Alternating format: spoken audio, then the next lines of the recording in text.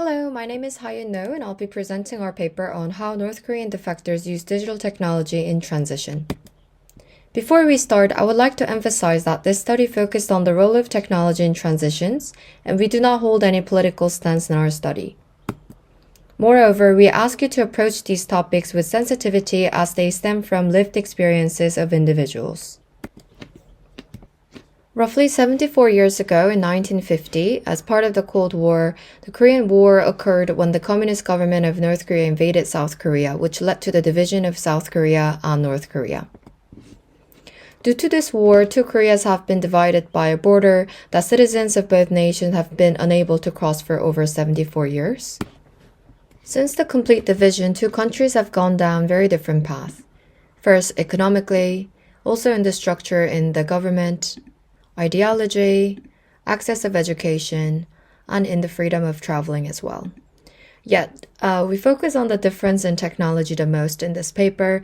South Korea is the world's most highly connected society with 98% digital penetration rate, while North Korea ranks as the lowest connected country in the world with 0 digital penetration rate, meaning no citizens have access to the internet. So since the post-Korean War in 1953 and until late 1990s, two countries have been almost completely disconnected. Yet North Korea experienced mass starvation called Arduous March, where 3 to 5% of population have died of famine, which caused many citizens to flee the country for survival. It caused the number of North Korean defectors, NKDs as I call them in this presentation and the paper, to rise from 10 to more than 100 in the 1990s, to which continued to increase, and now there are roughly 33,000 NKDs living in South Korea. There are many routes for defections, and almost all defections start with crossing the border to China. This is because defecting to China carries less harsh punishment, and defection itself is a little bit more simple, as they only have to cross one border across the river. But NKDs have to live under the radar in China because they will be deported if they're caught because they're unregistered individuals in China. So many decide to come to Korea because South Korean government provides South Korean citizenship to North Koreans, which protects them from being deported. Yet defecting to South Korea is considered as a very severe betrayal of the country. Therefore, it carries a lot more severe risks. Also, due to the highly secretive nature of defections, many people defect without telling other family members for protection purposes. When NKDs arrive in South Korea, they go through mainly 3 steps. First, they go through National Intelligence Service.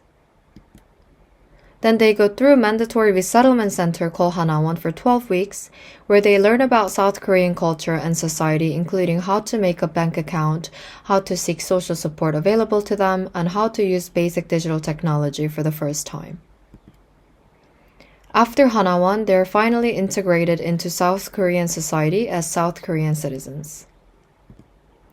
During this process, they receive very limited digital training to help them settle in a connected society for the first time, and many NKDs report this as a very huge struggle.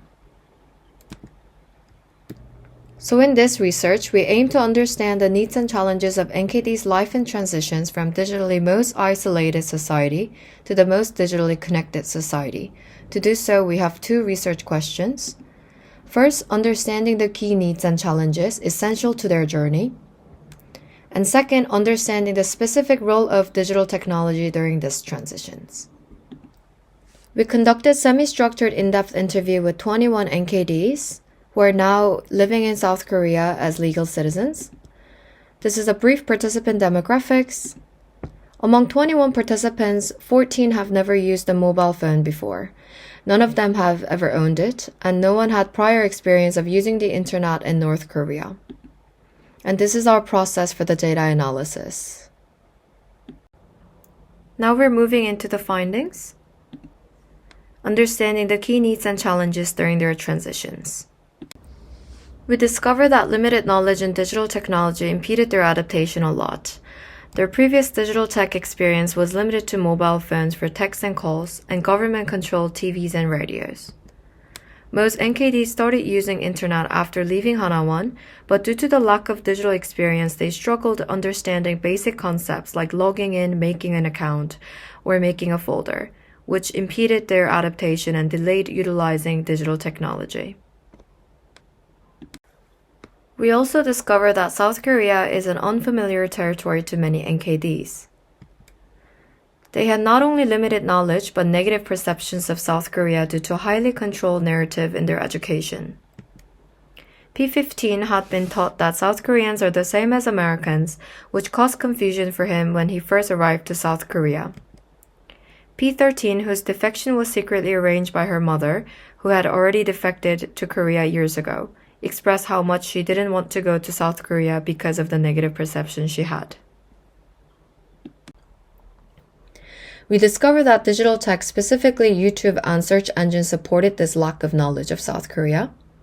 Participants learned South Korean culture and lifestyle through YouTube, including cultural references, fashion, memes, and even Korean accent.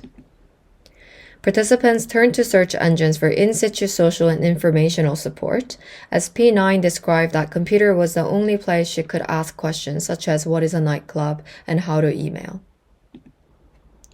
We discovered that NKDs cultivated a self-identity for the first time in South Korea. Many participants have told us that in North Korea there was no self and their identity was tied to a leader. P10 said that she had to write a resume for the first time in South Korea, and she realized that that moment was the first moment she ever thought about herself. Participants described that life in North Korea as very passive, as most decisions were arranged by the government, and this was one of the key struggles for them to develop a self-contained identity as an adult for the first time without social support.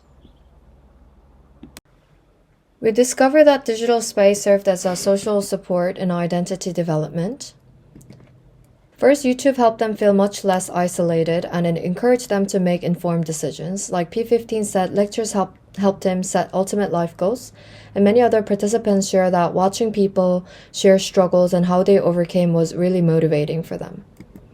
And search engines like Naver, which is equivalent to Google, provided information that were difficult to ask other people. For example, what kind of major leads to what kind of jobs.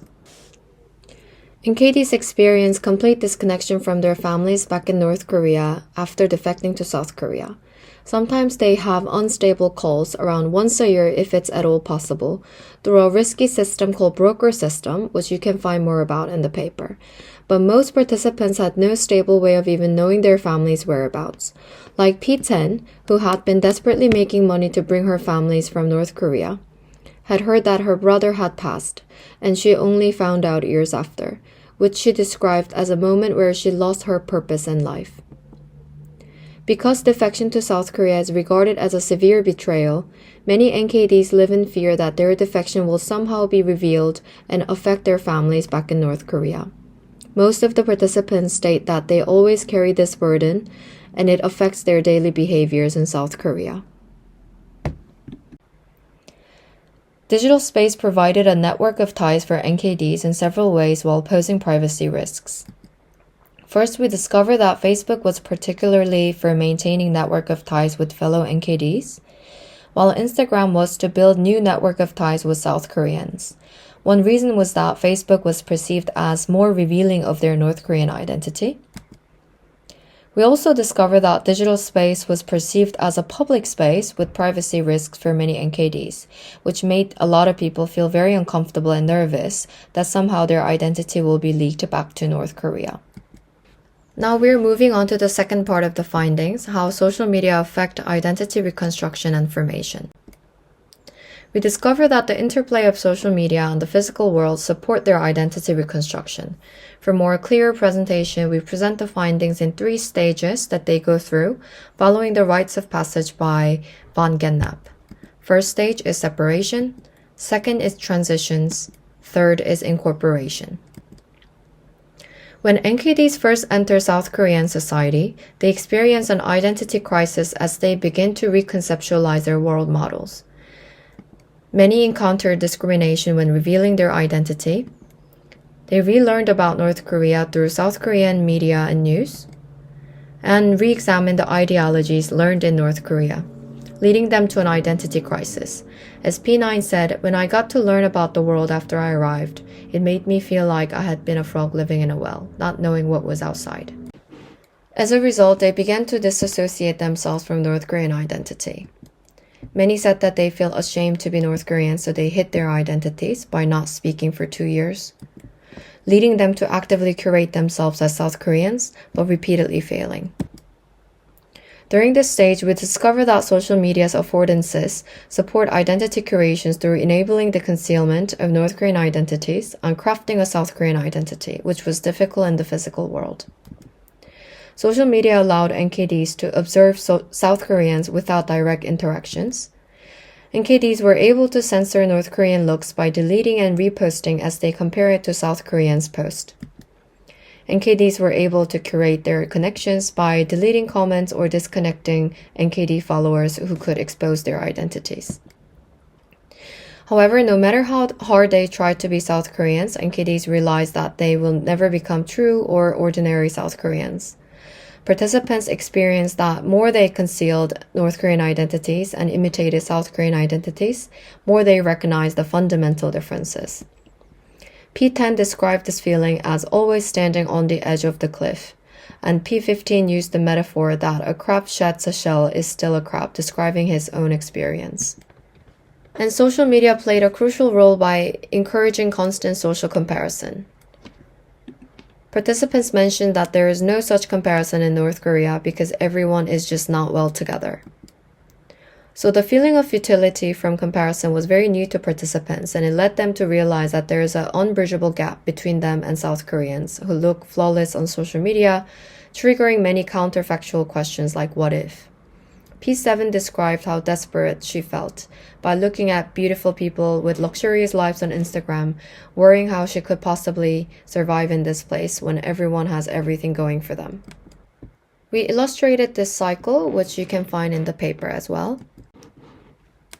The last stage is incorporation. As time passed, NKDs realized that social media is a performative world and is not a reflection of reality. At first, many took social media for its face value, but as they formed more connections with South Koreans, many began to realize that there is a gap between online identity and their physical world identity, realizing that South Koreans also struggle and wear a mask to conceal and express their identities, which helped them reduce social comparison through realizing that even if you're born and raised in South Korea, everyone do struggle. And as we mark the final step in this journey, many accepted and embraced their NKD identity into their new evolving identities in South Korea.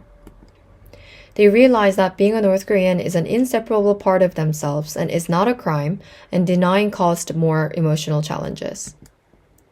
Some fully accepted both internally and externally, while some only accepted internally but still lived a life with their crafted identity of ordinary South Koreans.